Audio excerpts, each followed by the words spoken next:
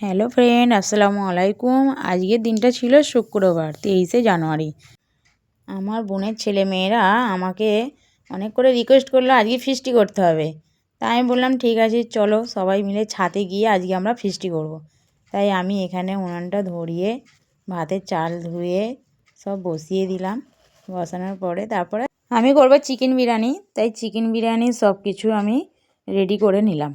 তারপরে আমি পেঁয়াজের বেরেস্তাটা করে নিলাম। তারপরে আমার এখানে ভাত হয়ে এলো, ভাতগুলোকে আমি ছেঁকে নিলাম। এদিকে আমার চিকেন রান্নাটাও হয়ে গেল। তারপরে আমি চলে আসব ভাত মিক্স করতে।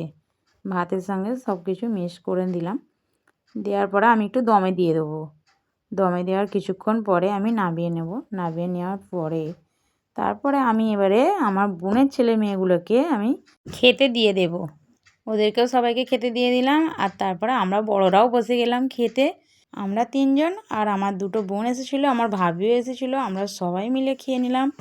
খেয়ে নেওয়ার পরে আজকে আমাদের চিকেন বিরিয়ানির ফিস্টিটা তোমাদের কেমন লাগলো কমেন্ট করে জানাবে। এগুলো হচ্ছে আমার বোনের ছেলে মেয়েরা, ছোট্ট ছোট্ট সব। তারপরে আমি দিয়ে দিলাম একটু ওদের মাজা। সবাই মিলে মাজা খেয়ে নিলাম। খেয়ে নেওয়ার পরে সন্ধে হয়ে এলো।